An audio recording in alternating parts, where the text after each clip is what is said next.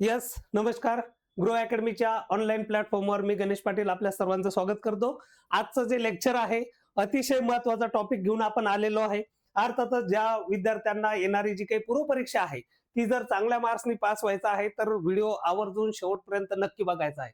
कारण या लेक्चरमध्ये आपण अशा काही गोष्टी बघणार आहे की ज्याचा आपण आतापर्यंत विचार सुद्धा केलेला नाही, किंवा जी काही येणारी पूर्वपरीक्षा आहे तिच्यासाठी आपल्याला कोणत्या गोष्टी करायच्या आहे हे सुद्धा आपण अजून विचार सुद्धा केलेला नसणार. तेच आपण आजच्या व्हिडिओमध्ये बघणार आहे. बघा, जो टॉपिक आहे तो टॉपिक खरंच नवीन आहे की बाबा खरंच कट ऑफ कमी लागणार आहे का? तुम्ही म्हणसाल की बाबांनो अजून तर आहे ना आमचे फॉर्म सुद्धा भरणं झाले नाही, अजून परीक्षा सुद्धा झालेली नाही, तरी सुद्धा तुम्ही हा व्हिडिओ घेऊन आलेले आहात. तर अर्थातच या व्हिडिओची नीड होती, गरज होती, म्हणूनच आपण हा व्हिडिओ घेऊन आलेलो आहे. आणि बघा, तुम्हाला त्या गोष्टी मी पटवून सांगतो की बाबांनो, आपल्याला येणारी जी काही पूर्वपरीक्षा आहे ती जर खरंच क्रॅक करायची आहे तर ज्या गोष्टी मी तुम्हाला या लेक्चरच्या माध्यमातून सांगणार आहे त्या अतिशय आवश्यक आहेत.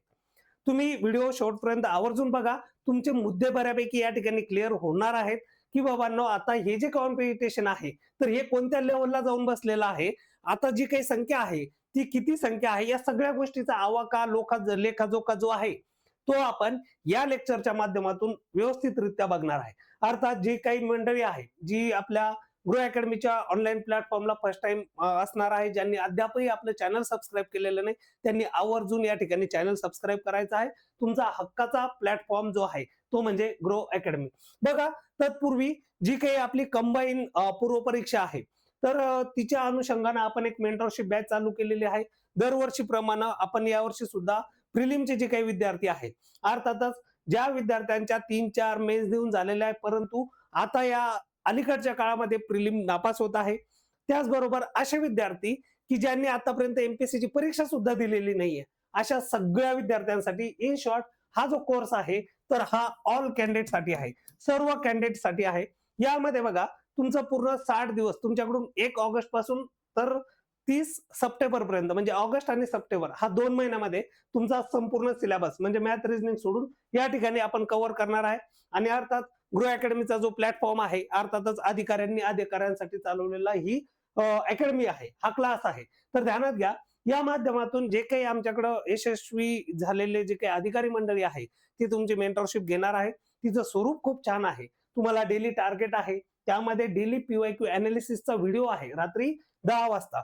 त्याचबरोबर जर बघायला गेलं तर तुम्हाला यामध्ये शॉर्ट नोट सुद्धा मिळणार आहे. त्याचबरोबर तुमच्या टोटल या ठिकाणी आधी सीबीटी होणार होती म्हणून आपण ते नाव चेंज केलंय. त्याचबरोबर तुम्हाला 10 टेस्ट ज्या आहेत त्या ऑनलाईन, जे काही मंडळी बाहेर गावची आहे त्यांच्यासाठी ऑनलाईन स्वरूपामध्ये त्या टेस्ट असतील. आणि जी मंडळी छत्रपती संभाजीनगर आणि अजून आपलं दुसरे प्लॅन नाही ठरले की ऍक्च्युअल कोणत्या शहरामध्ये होणार आहे, तर जर त्या ठिकाणी जर आपल्या टेस्ट चालू झाल्या तर अर्थातच त्यांना ऑफलाईन टेस्ट सुद्धा देण्याची संधी आहे. अर्थात बघा, गृह अकॅडमीच्या ज्या टेस्ट असतात तर त्याची फी आपली 499 आहे. इन शॉर्ट जर बघायला गेलं तर 499 ची टेस्ट मला यामध्ये इन्क्लूड आहे. तर म्हणजे माझा जो काही प्लॅन आहे तर तो फक्त आणि फक्त मला 500 रुपयातच मिळत आहे. आणि अर्थात हे सगळी जी मंडळी आहे अनुभवी आहे, स्वतः या परीक्षा क्रॅक करून पुढे गेलेली आहे. ठीक आहे. जी मंडळी इच्छुक आहे त्यांनी आवर्जून या ठिकाणी जॉईन करायचे. काही कन्फ्युजन असेल तर अर्थातच तुम्हाला नंबर दिलेला आहे, त्यावर कॉल करायचा आहे. अर्थात जो काही व्हिडिओ आहे ज्याच्यासाठी मी या ठिकाणी आलेलो आहे तो म्हणजे हा जो मुद्दा आहे. बघा, या ठिकाणी जे मार्केटमध्ये काय चर्चा आहे ते पहिले चर्चा करू, म्हणजे तुमच्या लक्षात येईल की ऍक्च्युअल मध्ये माझा व्हिडिओ घेण्याचा मोटो काय होता. तर लक्षात घ्या, मार्केटमध्ये एका परीक्षेसोबत तुलना केल्या जाते. कशाची? जी काही जागांची संख्या आहे. 2023 साली एक पूर्वपरीक्षा आलेली होती जाहिरात, तिच्यामध्ये तब्बल 7,000 जागांसाठी पूर्वपरीक्षा एमपीएससी मार्फत घेण्यात आलेली होती.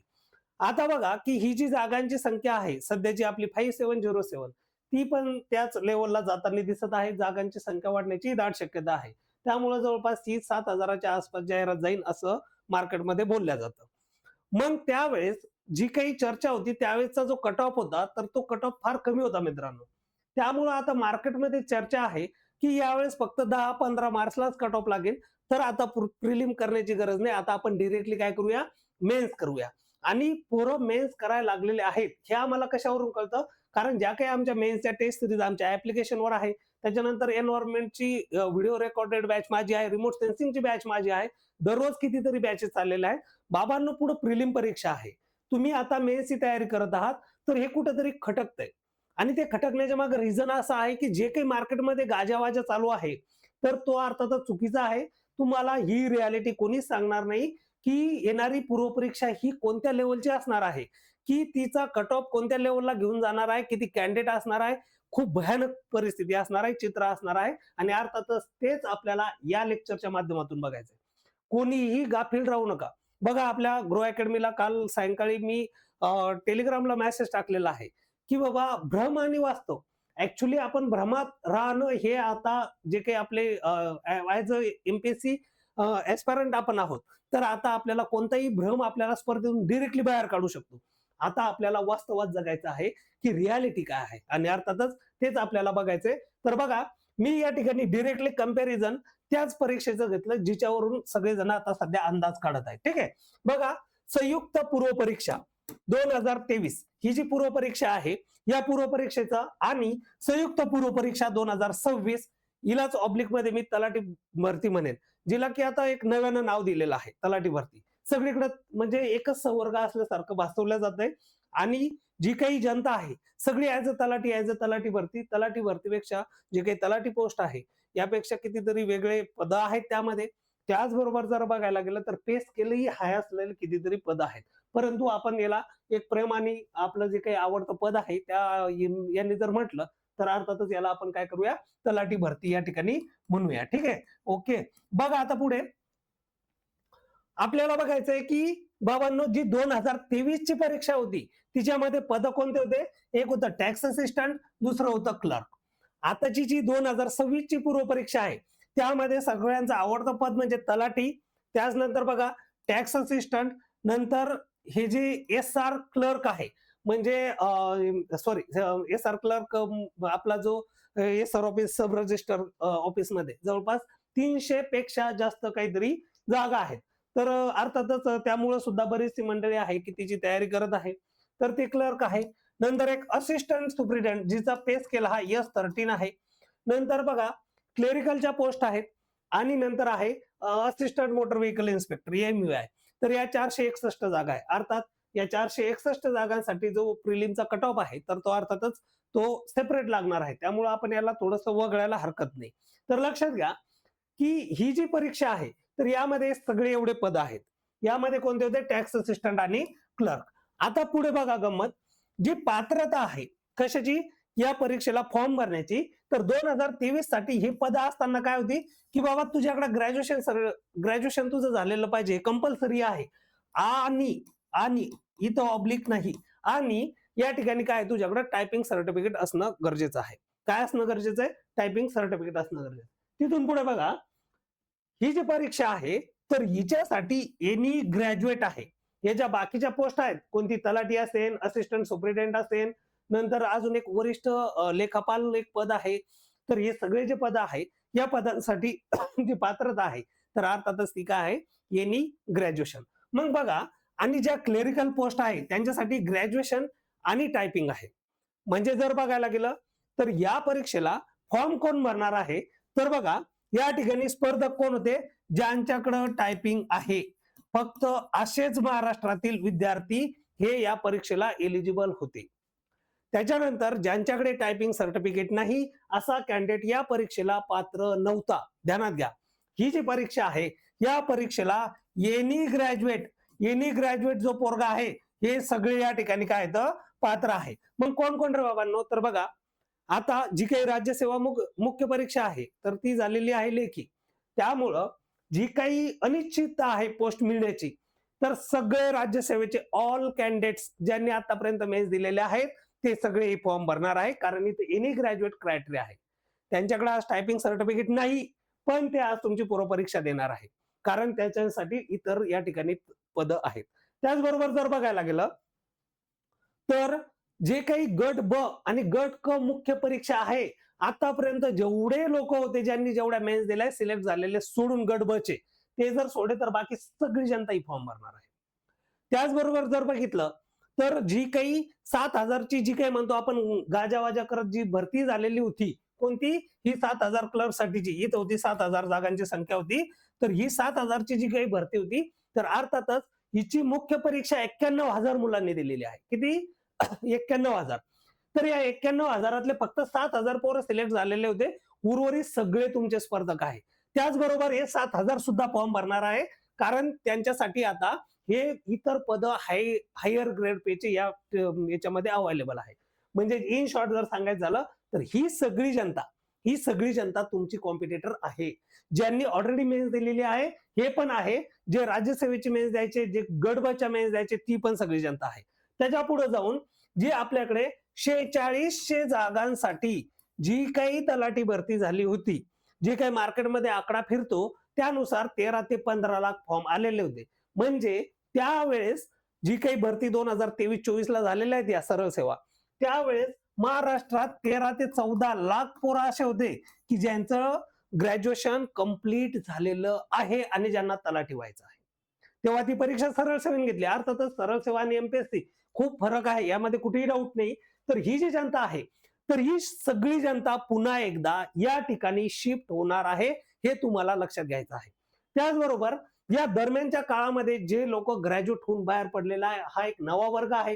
त्याचबरोबर जेव्हा 7,000 ची भरती होती त्यावेळेस फक्त पोलीस भरतीच्या विद्यार्थ्यांनी फॉर्म भरायचा म्हणून भरला होता आणि 19 मार्चला कट ऑफ लागल्यामुळे ते प्रिलिम पास झाले. आणि कितीतरी पोलीस भरतीची तयारी करणारे विद्यार्थी असे होते की ते क्लर्क मध्ये सिलेक्शन झालेले आहेत. मग आता ही पोलीस भरतीची तयारी करणारी जनता सुद्धा अर्थातच हे सगळे फॉर्म भरणार आहे. मग बघा की मला असं वाटतं की बाबांनो, 2023 ला जी फॉर्मची संख्या होती ती होती 2.25 लाख, म्हणजे 2,25,000 या ठिकाणी काय होते? फॉर्म होते. आणि हे 2.25 लाख पोरं फक्त कोणते होते? ज्यांच्याकडे टायपिंग सर्टिफिकेट आहे. जो ओरिजिनल क्राऊड आहे गट ब चा आणि राज्यसेवेचा, तो यामध्ये इन्क्लूडच नव्हता. आता तो क्राऊड ऑटोमॅटिकली या ठिकाणी काय झालेला आहे? शिफ्ट झालेला आहे. त्यावेळेचा जो कट ऑफ होता तुमचा, तो होता 19 मार्च आउट ऑफ किती? 100. ध्यानात घ्या, 19 मार्चला कट ऑफ होता. कारण 2.25 लाख फॉर्म, 91,000 पोरं पास करायचे आहेत. 2.25 लाखातले तर 25,000 परीक्षेला झाले नसतील. उरले 2 लाख. 2 लाखातून तुम्हाला 91,000 घ्यायचे ऑब्व्हियसली पॉसिबल आहे. 19 मार्च पॉसिबल आहे. ठीक आहे. त्यावेळेस कोणालाही वाटलेलं नसेल एवढा खाली कट ऑफ इन, पण आला तर त्यावेळेस शक्य होतं, कारण 50% पोरं घेतले. आता तुमची फॉर्मची जी संख्या असणार आहे बाबांनो, आता ही तुमची फॉर्म आहे 50 आपली पोस्ट आहे 5707. नंतर पहा, आता अर्जांची जी काही संख्या आहे, माझ्या मतानुसार किमान 13 ते 15 लाख पोरं या परीक्षेला फॉर्म भरतील. 13 ते 15 लाख. फार तालुका प्लेसला आपले सेंटर येऊ शकतात, ध्यानात घ्या. तर एवढी मोठी जनता आहे आणि अर्थातच फॉर्म भरलेला गोट्या खेळत नसतो. तो काय करत असतो? अभ्यासच करत असतो. जरी सरळ सेवेचा कॅन्डिडेट असेल, ध्यानात घ्या, आतापर्यंत ज्यांनी एमपीएससीचा अभ्यास केलेला नाही, जे सरळ सेवा करतात, अर्थातच असे लोक ज्यावेळेस इकडे शिफ्ट होतात तर त्यांना प्रॉपर डायरेक्शनची गरज असते. प्रॉपर अभ्यासाचा एक लिमिटेड दिवस आहे, 90 दिवस. या 90 दिवसामध्ये तुम्ही जर प्रॉपर डायरेक्शननी गेले की पूर्व परीक्षा पास व्हायसाठी एवढंच लागतं, एवढंच कर, तू पास होणार. तू आतापर्यंत एमपीएससीचा एम जरी नसेल तुला माहिती, तू आतापर्यंत काहीच नसेल वाचलेलं, बिंदास तू जो काही आपला अर्थातच गुरु अकॅडमीचा मेंटरशिप प्रोग्राम आहे, हवेत बळे जाव किंवा हवेत गोळ्याबार नाहीये. अर्थातच तो प्लॅनच तसा आहे की तुम्हाला पूर्व परीक्षा पास होण्यासाठी तो फायदेशीर ठरणार आहे. कारण इथं कोणीही आलतू पालतू नाहीये, सगळे अधिकारी मंडळी आहे जे की तुम्हाला हे व्यवस्थितरित्या या ठिकाणी काय करणार आहे? गायडन्स करणार आहे पूर्व परीक्षा पास होण्यासाठी. ज्यांना ज्यांना डाऊट आहे, जे काही पोलीस भरतीचे कॅन्डिडेट आहे, जे की फर्स्ट टाइम परीक्षा देत आहे किंवा 2-3 मेन्स देऊन आता प्रिलिम परीक्षा नापास होत आहे, अशा सगळ्यांसाठी, ज्यांना ज्यांना धाकधूक वाटते त्या सगळ्यांसाठी हा मेंटरशिपचा प्रोग्राम आपण चालू केलेला आहे. तर ध्यानात घ्या की बाबांनो, त्यावेळेस हा 19 कट ऑफ लागला होता. कधी? 2023 ला. 50% पोरं प्रिलिम पास झालेले होते. आता आमच्या जागा 7,000 जरी झाल्या तर पुन्हा एकदा 90,000च पोरं पास होणार आहे out of 15 lakh. Out of 15 लाखापैकी तुमचे 90,000 पोरं पास होणार आहे, हे तुम्हाला जाणून घ्यायचं आहे. आणि महत्वाचं, हे जे आहेत, मी म्हणतो राज्यसेवा, नंतर गट ब आणि हे जे तुमचे आहेत कोणते 7,000 मधले ज्यांनी मेन्स दिलेले आहे, हेच जर लोक पकडले ना, किमान 1.5 लाख पोरं असे आहेत की ज्यांच्या 2-2, 3-3 मेन्स देऊन झालेले आहेत. त्यांचा कॉन्फिडन्स हा गगनाला भिडलेला आहे. आजच ते लोक आजही आपल्या स्पर्धेमध्ये पुढे आहे आणि जर आपण प्रॉपर डायरेक्शनने अभ्यास केलेला नसेल तर अर्थातच ते लोक ऑलवेज आपल्या पुढे असणार आहेत. ध्यानात घ्या. म्हणून वाटतं तेवढं सोपं नाही. आज जे काही बाहेर गाजावाजा चालू आहे, प्रत्येक पोराला वाटतं की यस एवढी मोठी भरती आली, यावेळेस मीच आहे. पण मित्रा, अर्थातच ते तुला वाटणं साहजिक आहे, पण रियालिटी जाणीव ठेवणं गरजेचं आहे. रियालिटी ही वेगळी आहे. हे कोणीही सांगणार नाही. हे तुम्हाला कोणीही सांगणार नाही की बाबा असं असं आहे, तुझे स्पर्धक एवढे तगडे आहेत. तुला तेवढं तगडं बनणं गरजेचं आहे आणि ही रियालिटी आहे. आपल्याला याच वेळेनं जर आपण प्रॉपर डायरेक्शनने गेलो तरच आपण हा जो काही म्हणजे चक्रव्यूह तयार, हे जे काही भिंत आहे बघा, ही भिंत तयार केलेली आहे. कोणी?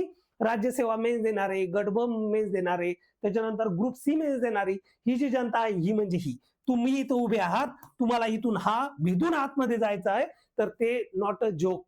तिथपर्यंत जाण्यासाठी तुम्हाला प्रॉपर डायरेक्शनचीच गरज आहे.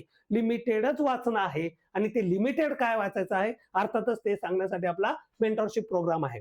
तर अर्थात या व्हिडिओच्या माध्यमातून मी तुम्हाला कट ऑफ किती लागणार हे सांगण्यासाठी आलेलो नव्हतो. तुमच्यासाठी फक्त महत्वाचा मुद्दा होता की जे काही मार्केटमध्ये चाललंय ना बाबांनो, तसं काहीच नाहीये. हा कट ऑफ 40-50 मार्क्स कधीच क्रॉस करून पुढे निघून जाईल, तुमच्या लक्षात सुद्धा येणार नाही. म्हणून ध्यानात घ्या की अजूनही गाफील राहू नका.